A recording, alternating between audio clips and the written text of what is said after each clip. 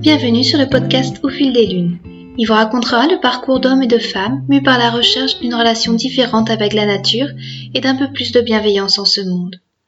Nous vous ferons découvrir nos activités autour du bien-être, que ce soit du yoga, de la méditation, de l'hypnose, du reiki, de la sylvothérapie et bien d'autres thèmes encore.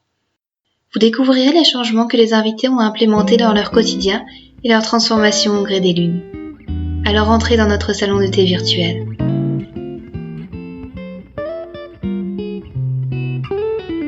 Dans cet épisode, je reçois Laurence Heidfeld. Laurence est experte en organisation personnelle. Au sein de l'agence qu'elle a créée, elle transmet des techniques d'organisation à ceux qui souhaitent mieux s'organiser chez eux ou au travail. Dans notre discussion, nous nous penchons sur les méthodes concrètes pour s'organiser. Laurence nous parle aussi des bienfaits, parfois inattendus, qui s'opèrent lorsque cet apprentissage s'acquiert. Elle nous livre ses outils de prédilection, ainsi que quelques astuces pour mener à bien plusieurs activités de front, lorsque l'on cumule différents emplois ou rôles.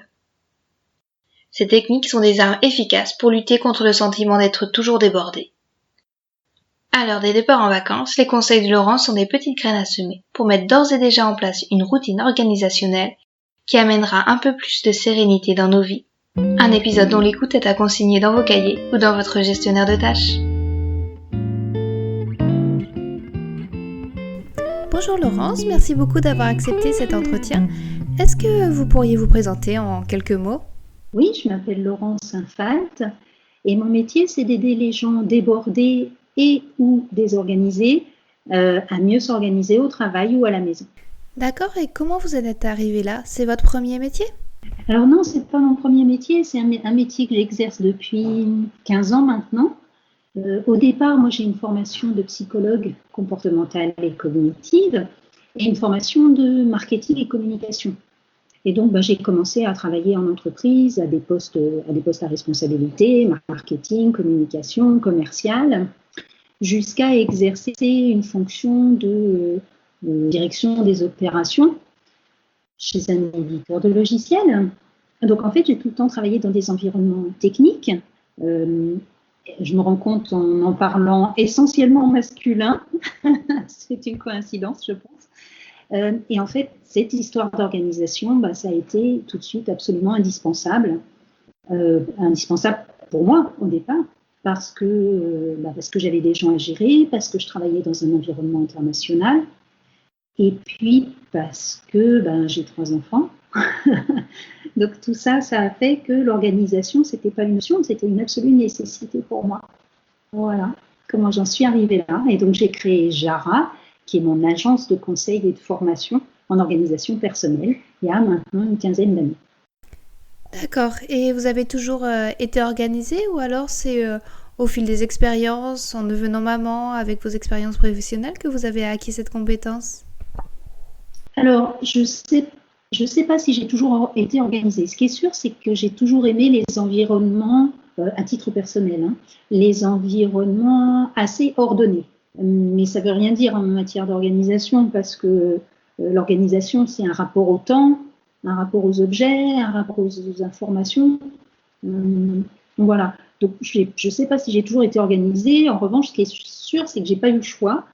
Et donc, je me suis documentée en fait auprès de plein de gens au départ. J'ai commencé par questionner des mères de familles nombreuses. Je voulais savoir comment elles s'en sortaient. Et puis, j'ai interviewé des logisticiens, j'ai interviewé des informaticiens, j'ai interviewé des secrétaires de direction, voilà, des personnes qui sont hyper organisées, jusqu'à ce que je comprenne différents principes, jusqu'à ce que j'essaye, que je confronte, qu'on expérimente, etc. Donc, c'est plutôt une quête, on va dire, par essai, erreur et expérimentation. Et vous pensez que c'est quelque chose qui peut s'apprendre ? Enfin, j'imagine que oui, vu que c'est votre métier, mais il y a peut-être des prédispositions à cela ? Ah, est-ce qu'il y a des prédispositions ? Non, je pense pas. Je crois qu'il y a beaucoup de gens qui sont, comme moi, devenus organisés parce qu'ils n'avaient pas le choix. À la base, on aimerait tous vivre, enfin il me semble, qu'on aimerait tous vivre dans un milieu où on peut improviser, se laisser aller, suivre nos envies, pas de contraintes. Sauf que dans la vraie vie, malheureusement, c'est pas comme ça. Donc plus on plus on prend conscience de ça et qu'on essaye de s'en accommoder et de prendre un petit peu le contrôle sur tout ce chaos, et mieux c'est, me semble-t-il, pour notre propre sérénité. Et les personnes qui viennent vous voir, il y a un profil type de vos clients? Est-ce que vous remarquez un point commun entre les personnes que vous suivez? Alors, quand j'ai créé Jara pour les particuliers, je pensais, oui, qu'il y aurait un profil type. Pour tout dire, je pensais que ce serait des jeunes femmes qui démarrent dans la vie professionnelle et qui démarrent leur vie familiale. Donc, je pensais peut-être à des gens comme vous, Claire. Et assez vite, je me suis rendu compte qu'il n'y avait pas que ces personnes-là. Et je n'ai absolument aucun profil type de client. Je peux avoir des retraités, je peux avoir des intermittents du spectacle. Vraiment, il n'y a pas de profil type. Plus de femmes que d'hommes, probablement parce que ça touche le développement personnel et que c'est un thème plutôt cher aux femmes qu'aux hommes. Mais sinon, c'est pas genré le besoin d'organisation. Et est-ce que vous pourriez nous dire les bénéfices qu'on peut retirer à être bien organisé? Alors évidemment, il y en a plein, mais forcément, je suis une convaincue. Le premier, c'est que être bien organisé, ça va vous permettre d'accueillir dans votre vie les imprévus, parce que de toute façon, des imprévus, il va y en avoir. Et ça vous permet de les accueillir d'une façon très fluide, très souple. Si par exemple vous avez suffisamment de réserves alimentaires dans vos placards, de quoi faire plusieurs repas, et ben quand il faut emmener le petit dernier aux urgences à l'hôpital et que ça bouscule complètement la routine de tout le monde, ben ça bouscule. Pas tant que ça, en dehors de l'inquiétude bien sûr qu'on va éprouver, mais sinon c'est pas si compliqué que ça. Si vous avez expliqué à toute votre famille comment faire la cuisine, eh bien c'est pareil, vous pouvez aller, je ne sais pas moi, sortir à l'imprévu avec des copines, c'est pas grave, ils mourront pas de faim pour autant. Donc ça c'est le premier bénéfice, je pense, être prêt pour l'imprévu. Ensuite, être organisé, ça a une espèce d'avantage auquel on ne pense pas forcément, c'est que ça nous rend très présent à l'instant. Il n'y a pas une partie de mon cerveau qui est en train de faire une liste de courses pendant que je fais quelque chose avec vous, par exemple. Je ne suis pas en train de me dire « j'ai peut-être oublié ça, où est-ce qu'on en est de telle chose ?» Ça n'existe plus, ça. Donc, on est très, très présent à ce qu'on fait quand on est organisé. Ensuite, c'est une certaine façon d'être détendu, finalement, puisque vous savez que de toute façon, vous avez balisé les choses qui sont obligatoires dans votre vie. Donc c'est prêt, c'est balisé, c'est planifié, on est tranquille avec ça. Donc ça nous rend plus léger, me semble-t-il. Puis après, il y a d'autres bénéfices auxquels on pense, mais qui sont des bénéfices. Il faut vraiment être, ceinture noire pour les voir, je pense. On est organisé, ça veut dire aussi qu'on est capable de dire oui à certaines choses, non à d'autres. Ça nous permet également d'avoir des relations, on va dire, saines avec les objets qui sont autour de nous. Ils ne débordent pas, ils ne nous envahissent pas, par exemple. Et donc, par effet de ricochet, ça nous permet de conserver dans notre vie ce qui a vraiment de la valeur, au lieu de la remplir d'objets, d'obligations, de chaos en fait. Et donc, ce qui est important, les gens importants, les moments importants, les objets importants, ceux-là sont valorisés. Mais vraiment, c'est par rebond, j'ai envie de dire, c'est un effet secondaire. Et vous parliez tout à l'heure que vous étiez psychologue de formation.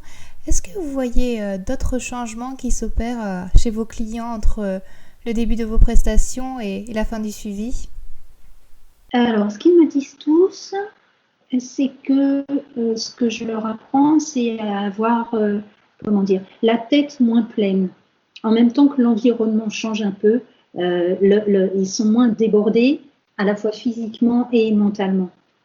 Le fait de travailler avec eux, chez les particuliers, ça leur fait, comme je le disais tout à l'heure, valoriser davantage ce qu'ils décident de conserver. Par exemple, quand on fait du tri avec eux. Donc en fait, ils me décrivent une espèce de sérénité qui vient avec l'organisation.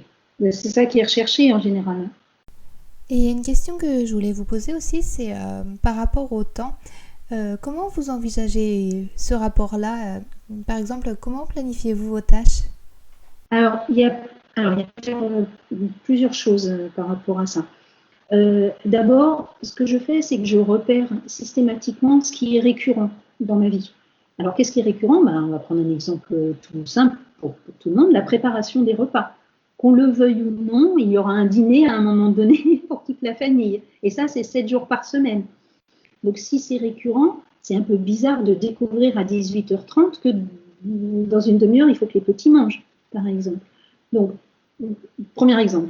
Donc ça, comme c'est récurrent, ça veut dire que je peux le planifier, ça veut dire que je peux faire en sorte que toutes les tâches qui sont en rapport avec la fabrication du dîner soient simplifiées au maximum, que ça me prenne le moins de temps possible.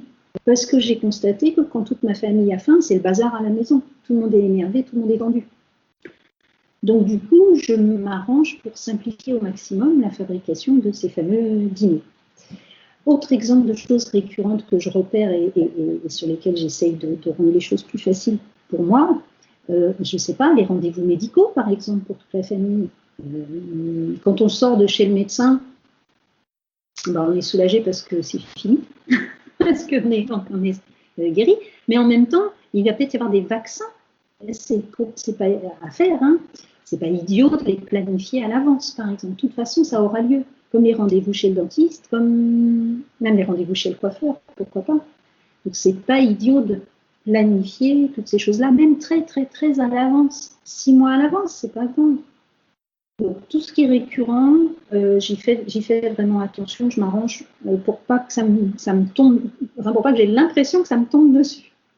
Ça, c'est la première chose. Du coup, on parlera peut-être tout à l'heure des outils qu'on peut utiliser pour ça, pour planifier les choses récurrentes.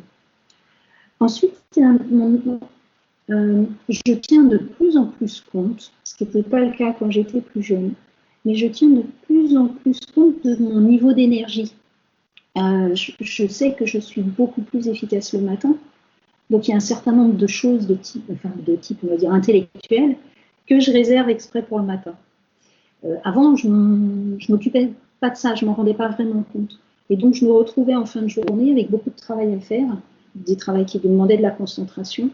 Et bizarrement, au lieu de me concentrer là-dessus, je me retrouvais à surfer sur Internet, juste parce que j'étais fatiguée, je n'arrivais plus à mobiliser mon cerveau. Donc, voilà, mon rapport au temps, c'est ça. Je planifie tout ce qui est récurrent le plus possible et je tiens compte de mon énergie.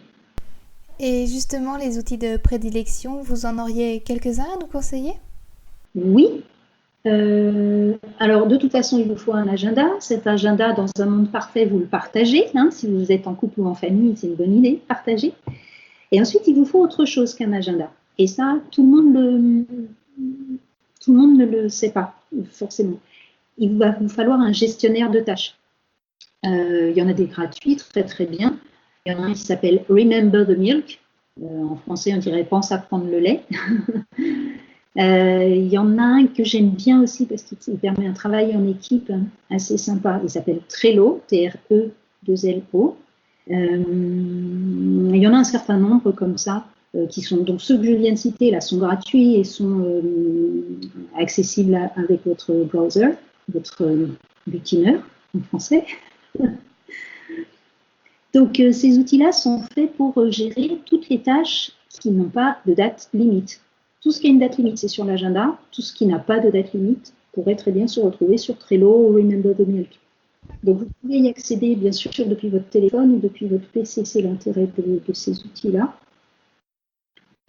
Vous pouvez indiquer sur ces outils une date d'échéance. Mais cette date d'échéance, il faut comprendre qu'elle est indicative. Elle n'est pas aussi impérative que ce que vous mettriez sur votre agenda. Donc, vos tâches, elles doivent être soit sur l'agenda, soit sur le gestionnaire de tâches. Et si vous n'êtes pas high-tech, si ce n'est pas du tout votre truc, le gestionnaire de tâches, moi, je dis, prenez un cahier. Ça va très bien. Le cahier permet vraiment très bien de s'organiser. D'accord, et parmi nos auditeurs, il y a beaucoup qui sont praticiens de bien-être et qui cumulent plusieurs activités, salariés, à leur compte. Est-ce qu'il y a des outils, des méthodes particulières pour ces situations? Oui, oui, et ça peut sembler un peu étrange ce que je vais vous dire, c'est de ne pas cloisonner. Quand on est à son compte et qu'on a plusieurs activités, on a envie de cloisonner les choses. On a peur de s'en mêler, que ce soit la confusion. Et en fait, pas du tout. Ce qu'il y a, c'est que de toute façon, tout arrive dans votre cerveau. Et comment vous dire, quand vous êtes dans l'activité A, votre cerveau, lui, ne le sait pas forcément et il va faire arriver dans votre cerveau, il va vous faire prendre conscience de tâches qui proviennent de l'activité B en réalité. Votre cerveau ne sait pas en fait si vous êtes dans l'activité A ou B. Donc accueillez ça. C'est pas du tout gênant d'avoir une activité du genre je suis en train de faire un devis, je lance une lessive, je reviens, j'appelle un client, je reçois un client à mon cabinet, j'appelle mes enfants. C'est pas un problème ça. C'est pas un problème à partir du moment où vous avez effectivement un agenda et de quoi noter toutes les tâches que vous avez à faire pour vous vider la tête et être malgré tout présente à ce qui arrive. D'accord. Donc on ne cloisonne pas, contrairement à ce qu'on croit tous. D'accord, c'est ce que j'aurais pensé aussi de prime abord. Et c'est la même chose pour vie familiale, vie professionnelle, on ne cloisonne pas non plus? Ben, regardez, par exemple, prendre rendez-vous chez le pédiatre pour nos enfants. C'est extrêmement privé, mais n'empêche que ça va se faire, alors sauf si vous utilisez Doctolib, mais ça se fait aux heures ouvrables, aux heures de bureau. Donc il faut que cette tâche-là qui s'appelle appeler le pédiatre, elle se retrouve au milieu de vos tâches professionnelles, sinon vous allez oublier. Donc voilà, c'est aussi simple que ça. Donc on continue à ne pas cloisonner. Et pour les personnes qui démarrent leur activité, qui ont des enfants en bas âge, qui ont des situations parfois un petit peu plus demandantes ponctuellement, est-ce que vous avez des méthodes particulières à conseiller pour bien tenir le cap? Oui, faire des listes. Je crois que faire des listes, c'est encore ce qu'on a trouvé de plus intuitif et de plus adapté à toutes sortes de projets, en fait. Donc, moi, je suis une fan de listes. J'ai des listes qui sont en cours, toutes sortes de listes qui sont en cours et que je remplis au fur et à mesure, des idées d'articles sur mon blog, la liste des choses qu'il faut que j'emporte en vacances parce que je pars bientôt. Voilà. Donc, la liste, ça va vous sauver, c'est sûr. Et par contre, à remplir ces listes, on a l'impression de parfois être un petit peu toujours débordé. Vous avez des astuces pour lutter contre ce sentiment?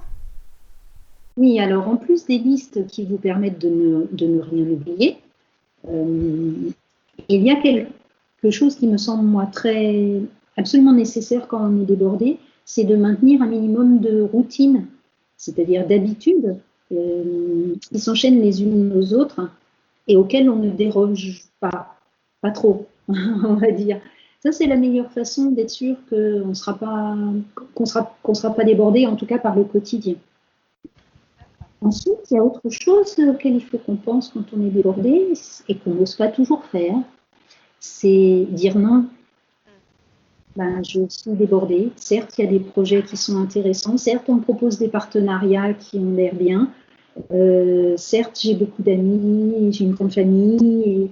Et oui, mais des fois, eh bien, faut dire. Alors non, ça veut dire non, pas pour le moment. Une autre fois, certainement, mais pour le moment, non. Et ça, il faut être capable de le dire quand on est sous l'eau. D'accord. Et vous, personnellement, vos pratiques de bien-être, vous avez des petites routines qui vous aident à rester centré, à savoir dire non, à définir vos priorités? Bah, j'ai 2 pratiques de base, on va dire. Me faire un thé. J'adore le thé, toutes sortes de thé. Donc ça, c'est le simple fait de démarrer, de mettre l'eau dans la bouilloire, etc. Ça signale, ça m'envoie un petit message de « Ah, voilà, tu vas te poser ». Donc ça, c'est bien. Et puis, du sport. Quand j'ai arrêté de fumer il y a quelques années maintenant, je me suis rendu compte qu'en fait, j'avais à peu près le même niveau d'énergie que quand j'avais 10 ans. J'ai redécouvert ce niveau d'énergie-là et je ne savais pas quoi en faire de cette énergie. Et heureusement que je me suis mis à toutes sortes de sports, du yoga, de la zumba, de la course. Et du coup, je sais maintenant quoi faire de cette énergie et ça me rend un peu plus zen, on va dire. Et vous avez des projets futurs dont vous souhaiteriez nous parler? On est en train de réfléchir avec Stéphanie Bujon. Stéphanie Bujon, c'est la personne avec laquelle j'ai écrit mes 4 guides qui sont parus chez Erol. Et on en a un autour duquel on est en train de tourner en ce moment. On voudrait bien écrire un guide qui serait pour le coup destiné vraiment aux jeunes qui viennent de quitter le nid familial. On s'est rendu compte, et puis on regarde nos enfants en plus, donc on voit ce qui se passe, on s'est rendu compte qu'il y a plein de choses qu'ils ne savent pas faire. En fait. Alors, utiliser Internet, ils savent, on n'a pas de problème. Mais il y a plein de choses qu'ils ne savent pas faire. Soit qu'on ne leur a pas montré, soit qu'on n'a pas pensé à leur montrer, soit qu'on leur a montré et qu'ils s'en fichaient à ce moment-là. Et en fait, ils sont perdus dans ce qu'ils appellent, par exemple, l'administratif. Ils ne savent pas ranger, ils ne savent pas classer. Il y a plein de trucs comme ça qu'ils ne savent pas faire. Et on aimerait bien écrire un guide pour eux, ceux qui démarrent comme ça dans la vie, qui quittent le nid familial. Donc, on est en train de réfléchir avec Stéphanie. D'accord, c'est un beau projet. Je pense qu'il sera utile à beaucoup de personnes, en tout cas. Ah bon? Par contre, on ne sait pas qui... Alors, à ce stade, on s'interroge. Qui achèterait ce guide? Est-ce que ce seraient les jeunes en question, qui ont plutôt tendance à aller voir des tutos, ou est-ce que ce seraient les mamans des jeunes, au moment où ils quittent la maison? Donc, on ne sait pas encore trop qui serait notre lecteur ou notre lectrice. Vous en pensez quoi, Claire-Vie? Moi, je pense que c'est plutôt pour les jeunes, mais peut-être pas tout de suite à la sortie familiale. Mon père s'est beaucoup occupé de mes tâches administratives dès que j'ai quitté la maison et au bout d'un an ou 2, il en a eu un petit peu marre. Et c'est là où j'ai dû me prendre en main et je pense que ça m'aurait été utile, un guide comme cela. D'accord, ok. Donc, ce ne serait pas tout de suite à la sortie du nid, mais une fois qu'on a un petit peu vu à quoi ça ressemblait, quoi. Oui, quand on est un peu noyé et qu'on se dit il serait peut-être temps de se reprendre en main. D'accord, ok. Merci pour le renseignement. Et en tout cas, c'est vrai que je renvoie aussi au petit guide que vous avez écrit, puis à votre site internet S'organiser facile, qui est vraiment une mine d'or d'informations pour toutes les personnes qui ont envie de progresser dans ce domaine. Et puis, c'est toujours bien écrit, avec un ton dynamique, avec de l'humour aussi. Il y a une rubrique que j'aime beaucoup, c'est le sac à main des bordéliques. Et d'ailleurs, si les gens veulent vous joindre, vous avez un site internet sur lequel on peut vous retrouver? Oui, je pense que s'ils tapent simplement S'organiser, c'est facile. Ils vont tomber sur le blog, ils vont tomber sur les guides qu'on a écrits avec Stéphanie. Et puis après, à eux de voir comment ils veulent prendre contact. D'accord, merci beaucoup Laurence pour cette discussion. Et puis je vous souhaite de bonnes vacances. Si j'ai bien compris, c'est pour bientôt alors. Oui, c'est gentil, merci. Vous aussi, si vous partez bientôt? Pas tout de suite, mais bon, ça va s'organiser aussi, ça je pense. D'accord, ok. Bonne soirée Laurence, merci. Merci beaucoup, bonne soirée, à bientôt. Merci beaucoup à Laurence pour tous ses conseils. Si vous avez apprécié l'épisode, n'hésitez pas à partager autour de vous. Vous retrouvez aussi toutes les informations relatives à l'épisode dans la rubrique podcast du site clairviyoga.com. Merci et à bientôt.